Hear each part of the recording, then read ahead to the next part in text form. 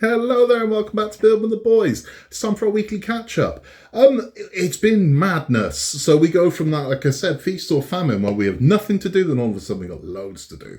So since we last spoke, Titanic did arrive and we've built pretty much all the promenade deck now. So we've put all of the superstructure in the promenade deck, but I think we've still got a ways to go on it. I think we're going to put reflective stickers in there because we haven't combined the two decks yet, which I'll be honest with you, a bit of a pain in the ass. And the reason why is because I'm now storing two full-length decks, half a hull and an engine room. I'd like to start putting some of this together and reclaiming some floor space would be lovely, I think.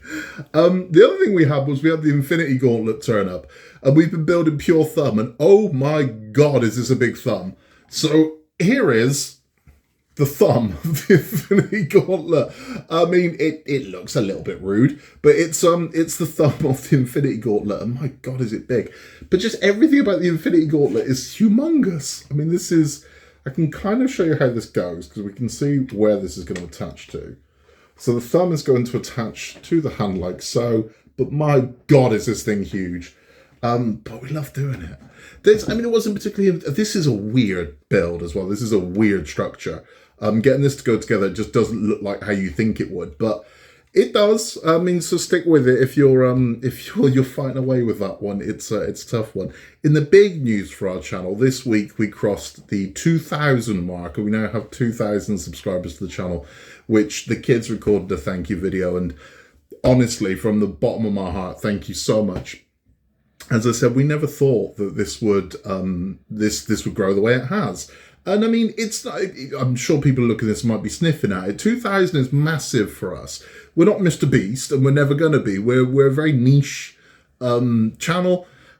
So 2,000 is absolutely humongous for us. It's huge. And my God, it makes me laugh because people that know me outside of this, when I mention to them, oh yeah, I've got a YouTube channel, and I can say this 2,000 subscribers, I go, yeah, right, who's watching you do anything? And I'm like, I don't know, man. They just are.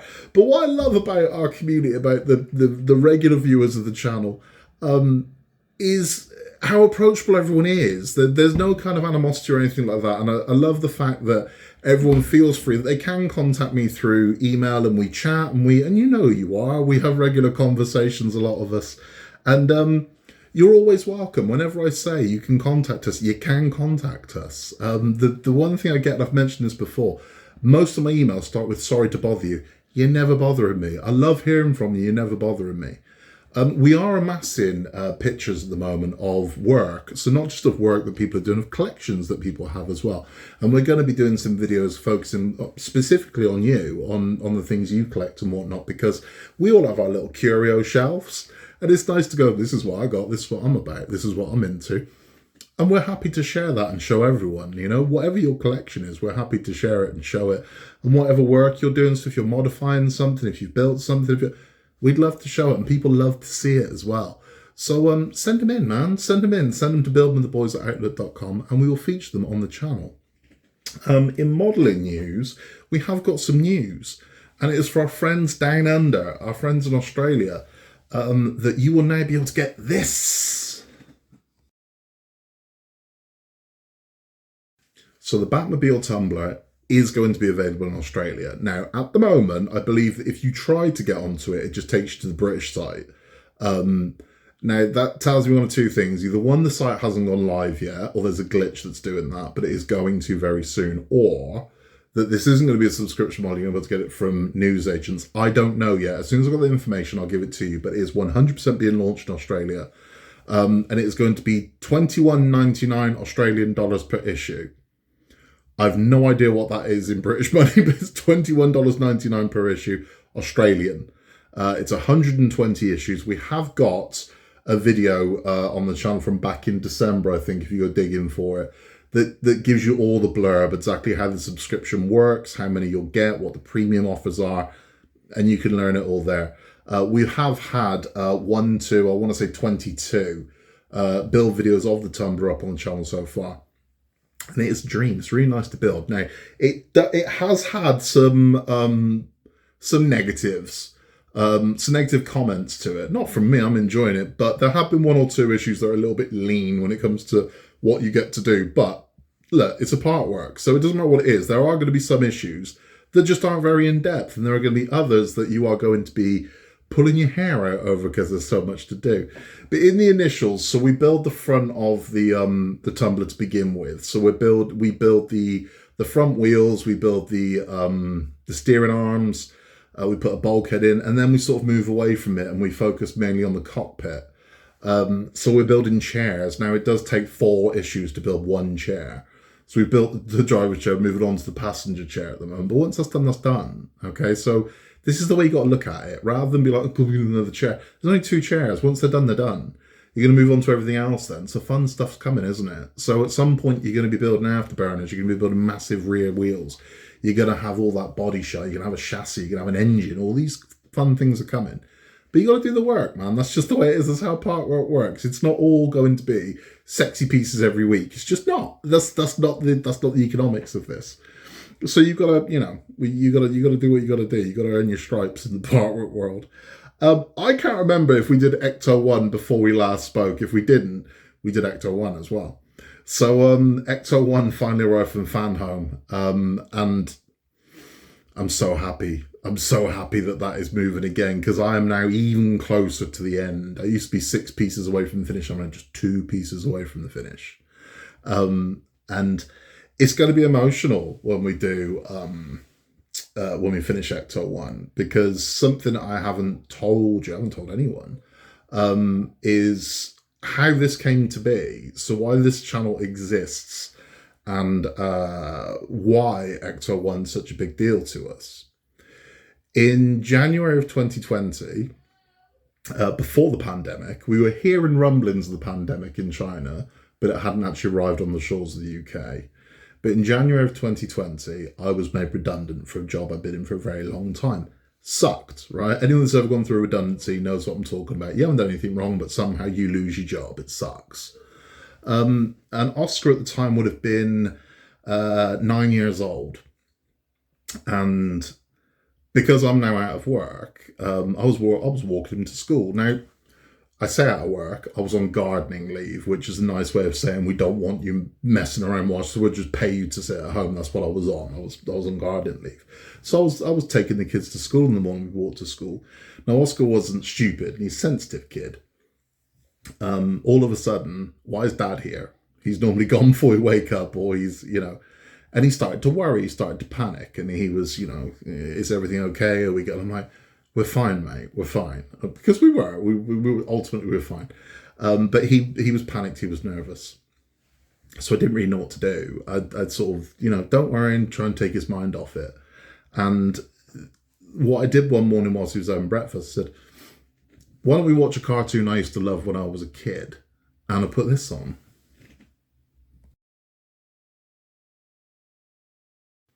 So I lived for the real Ghostbusters. That was like my jam when I was a kid. And the reason why is because I have a love of films. I've loved them my whole life. I mean, like, ridiculously. You talk about me if you knew the truth. I own thousands, literally thousands.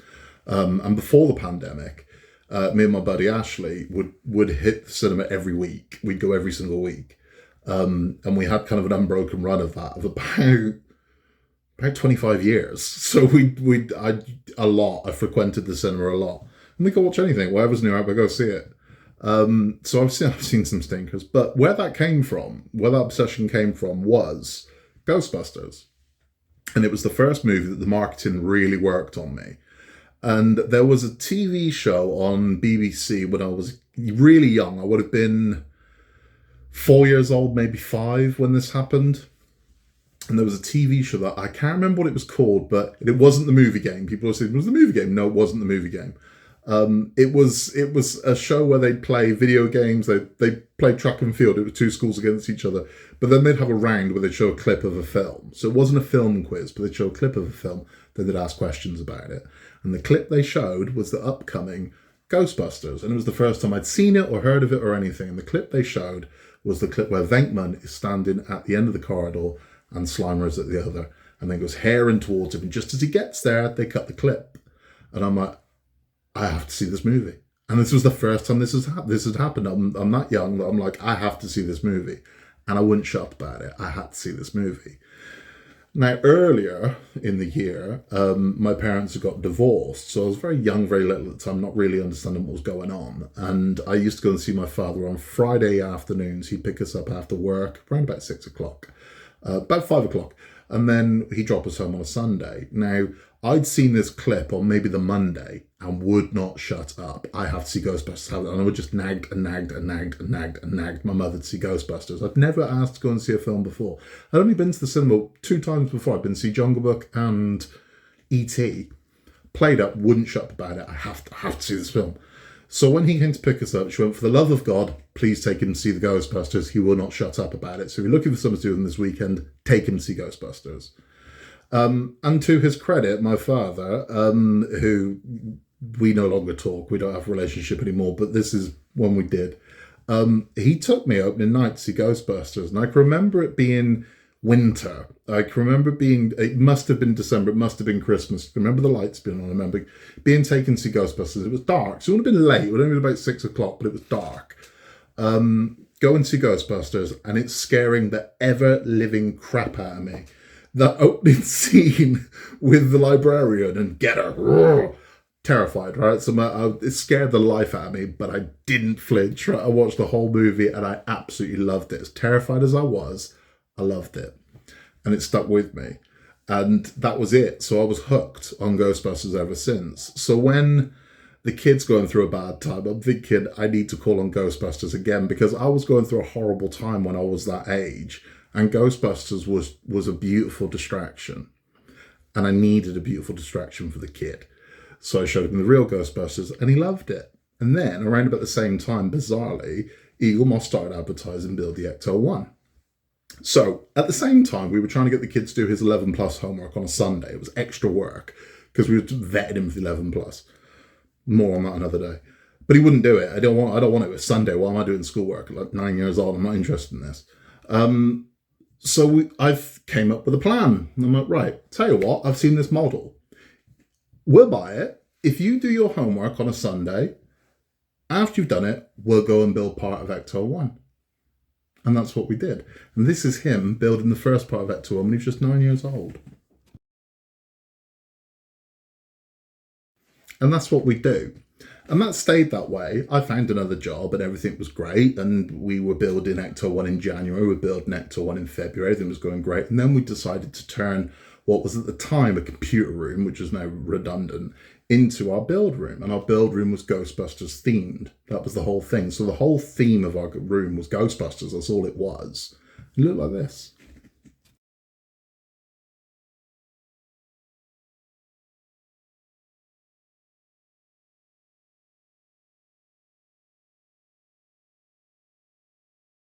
So you can see him there pre-pandemic. We bought the large Funko Marshmallow Man. We had a massive Ghostbusters decal for the wall. We got Vigo over there. That's what you could see him holding the picture. And everything was going great. And then the pandemic hit.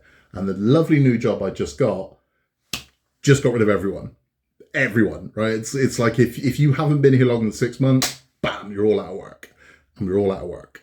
Now, fortunately, I've been sensible enough with money that it didn't affect us that badly, and I was very, very lucky to find a very good job in the midst of the pandemic, which was amazing. But the model then took on a different life. So as much as I hate Eagle Moss, what they did to us, I will say this. During the first year of that pandemic, you could set your watch by and the stuff still turned up. And we used to love that. That was something we'd look forward to. If you can remember the lockdown when it was like, Jesus, Ecto1 turning up was fantastic, because any time we were getting under each other's feet, or we would disappear to our little build room and we'd build part of Ecto1. So that's what I remember of this model. Now, we've hidden a message inside the gearbox of Ecto1 that me and the kids signed back in 2020 that was built by fathers and sons. And it's inside our Ecto1. So inside that thing for eternity until someone breaks it open. It's in there. So Ghostbusters means a hell of a lot, and that Ecto1 means a hell of a lot. And it is going to be emotional seeing it come to an end, because we've gone from no YouTube channel, nothing that we did together. We built a lot of memories building that car. It represents a very strange period of our life, but a period that we got through, and we got through it together, and we did it by retiring to our little room and building Ecto1. So the fact that we do get to finish it is overwhelming. It really is. And I can't wait. I can't wait. But at the same time, I think there's going to be a pang of sadness when it's done, because that is the end of that chapter. I mean, Oscar becomes a teenager next week. He was 9 when we started building it, and he'll be a teenager by the time we finish it, which is craziness. And everything we've gone through in that period is remarkable. And this is why I think these models matter to a lot of us. They do. Now, a lot of people will never get it. When you kind of, a new model launches, and you'll see this, whatever the next model that launches is, right?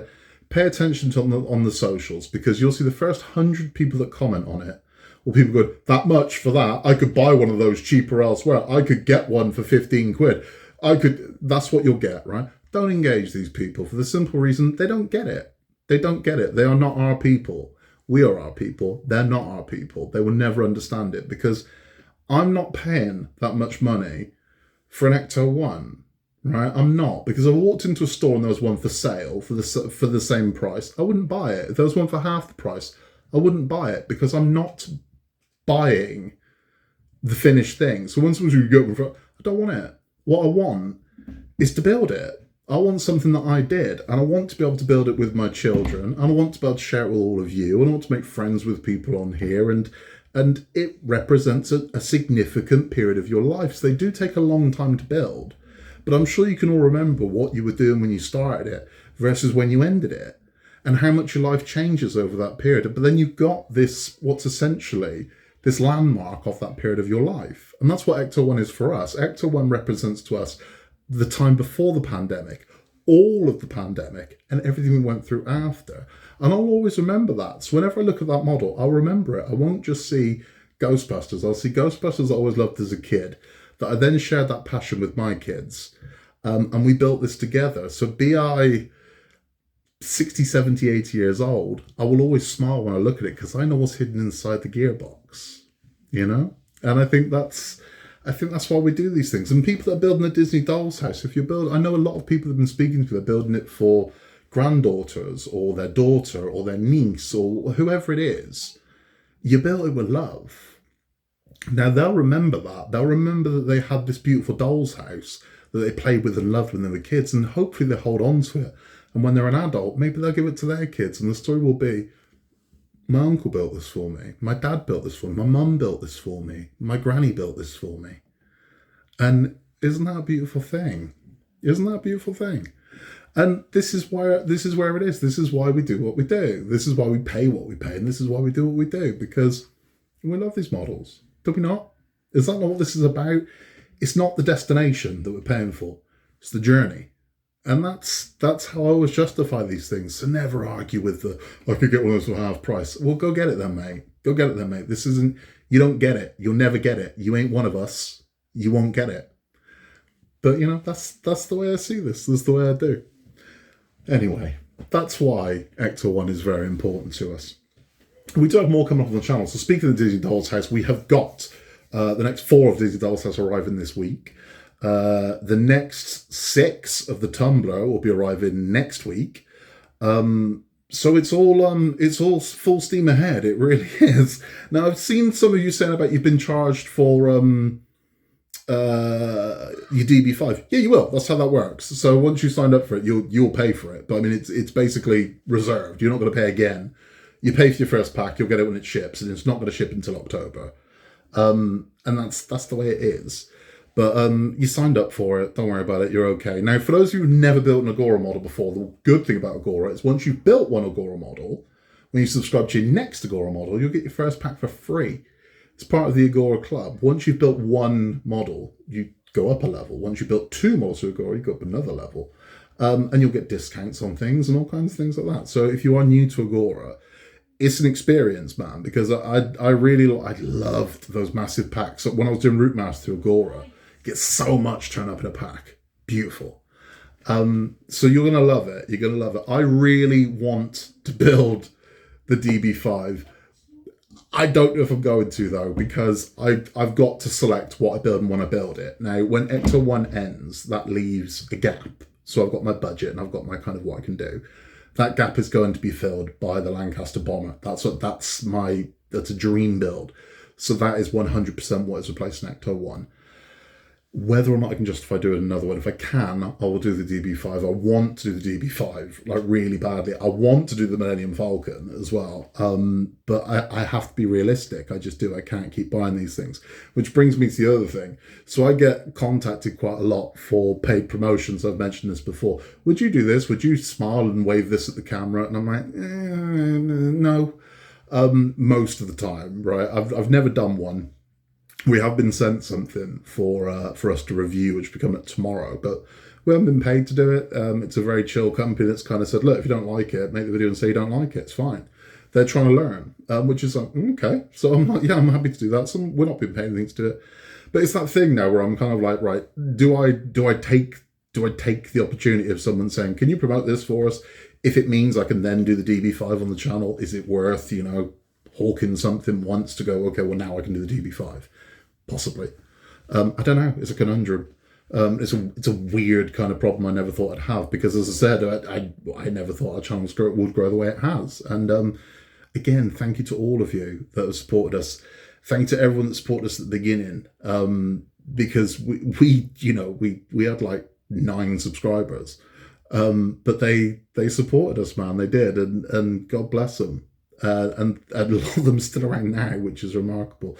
It's incredible how fast this has grown, because this time last year, I want to say we were on 500, I think it was 514 subscribers, and a year later we've broken the 2,000 barrier, which is insane.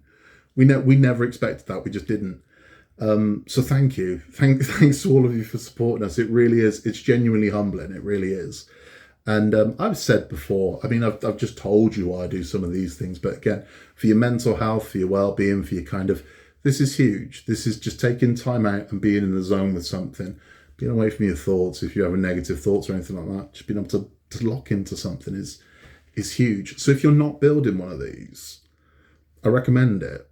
It's therapy, man. It's beautiful to just kind of be in the moment. It's a lovely thing.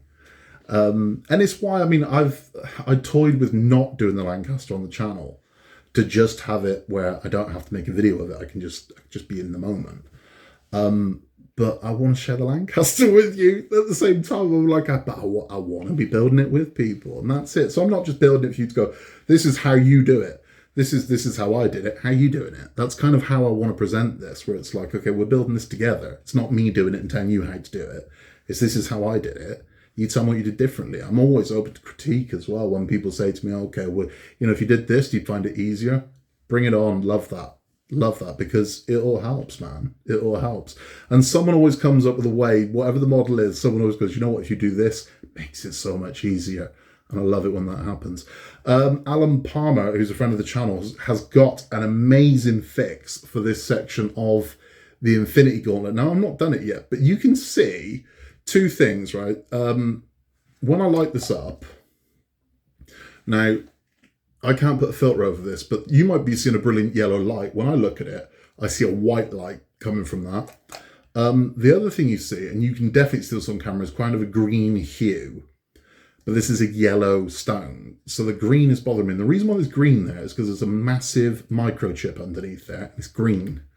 I know a way we can get rid of that, and we're going to do it. Now, Alan's, it's an adaptation of what Alan's done. Alan, with just a piece of yellow electrical tape, has put a slither of yellow electrical tape over the bulb, and now it's a yellow bulb. Amazing. So we will be doing that on the channel, but it's things like that I love hearing. I love hearing, you know what, this makes it look so much better. Love that. And that's what our community is about, man. What have we been watching? Zombieland. So again, it's not a new movie, but me and the kid watched Zombieland 1 and 2 pretty much back to back, and loved them. Really enjoyed it. I've seen them before, but I forgot how funny they were, and I forgot how good Bill Murray is in the cameos in those movies. Too funny.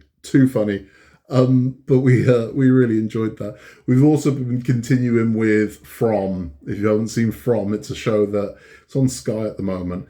Scary show. We also, for those of you in the UK, somebody advised me to watch Wolf, that was on BBC, which was like a thriller drama. What the crikey hell was all that about? That was a weird show, but I kind of liked, I don't know if I liked it. This is the thing. I don't know if I enjoyed Wolf. Or I'd watched the first one and thought, oh, I got to see how this ends now. And then they just kind of had me. Because I watched the entire thing. I'm like, I need to know where the hell this is going. It is a weird show. And it's also, I'd say it's very cutting edge for BBC. It's a lot darker than anything that BBC would normally do. I mean, it's quite grim. But if you've not seen Wolf, check out on iPlayer. Right? Honestly, you might not like it. It's a little bit grotesque. But give it a go, man. Maybe you will. We have got, as I said, loads more coming up on the channel. I have got the book nook. So I've got another book nook coming up on the channel. I'm toying really bad with, I've seen something, I know it's going to be garbage, right?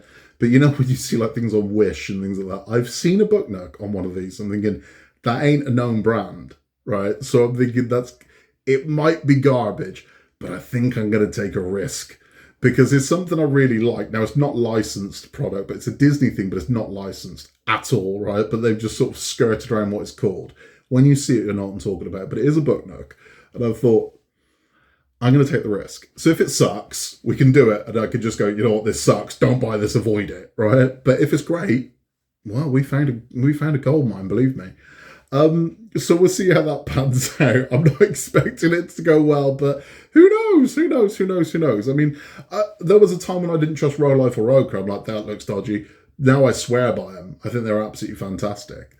Other news. So those of you that watch the Lego videos that Oscar does, if you are into Marvel and you're into Lego, they are releasing another series of collectible minifigures of Marvel characters. A lot of them have never been available in sets before, and this is them.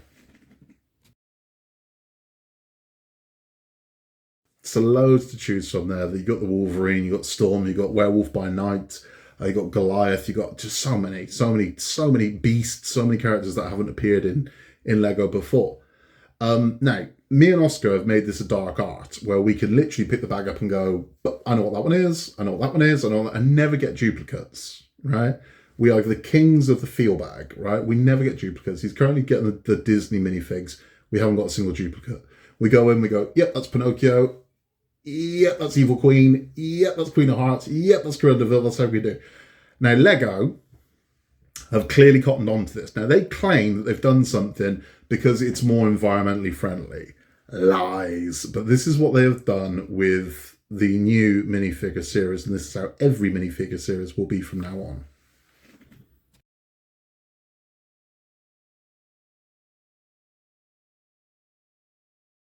So feel bag denied. So if you are kind of king of finding the bits inside the bags, you can't do that anymore. They're putting them in boxes, which means it's going to be nigh on impossible to get a full set unless you buy an entire box of those and take the duplicates, because there's no way of knowing. There's no way of knowing which one is in which box. So you will get a lot of duplicates, and they're too expensive to do that. They just are. So even though I think Lego think they're being slick and this way they'll make more money, I think they'll make less. I genuinely think that will bite them in the ass. I think they'll make less money because I think people will buy less. Because they're not going to go, okay, I'll just keep buying them, looking for... You try and find the last one you need. If you had 11 of the 12 and you're trying to find the last one, how many duplicates do you think you're going to buy trying to find that last one? Do you know what I mean? I think people will just go, nah. I think all they've done is they've just boosted the business of eBay sellers. That's all it is. Because you look at it and go, well, it would be cheaper just to buy them from eBay. Because that's the way it is. Or you're just going to see a ton of open boxes in stores. That's what's going to happen. People are going to crack those boxes open to look at them, which I think is bad. Now, they claim it's for the environment, which is nonsense, because if you've got kids and they get any of the Lego comics, they do a Jurassic Park comic, they do Batman, they do Marvel, and they do Ninjago. The bags that come on the front of them are paper. So they could have easily put these into paper bags and you could still feel for the ones that you want. But instead they've chose to box. Shame on you, Lego. Shame on you. But it is what it is. But those will be released in, I believe, September. So very soon you will be able to get those. And again, you might want to eBay them. If there's one in particular you want, that's the only way you're going to do it, because you're never going to know what's in those boxes. However, we have had an idea with a scale, right? So I think if you've got a very sensitive scale, we could weigh them and find out which one's in which. If there's a will, and there is a will, there's a way, and there is always a way. So we'll see what we can figure out. that is about all from me. I've rambled long enough. Again, thank you so much from the bottom of my heart. I mean it. For 2,000 subscribers is insane to us. Is huge, and thank you, genuinely thank you. If you want to contact us, you can contact us at buildingtheboys@outlook.com. As I said, always happy to hear from you. It could be anything. You just want to chat? We'll have a chat. In a world where you can be anything at all, just be nice. If you haven't yet, like and subscribe. It helps us massively. Your help is always very much appreciated. And I will see you very, very soon for more builds and more fun and games from Building the Boys. I'll see you then.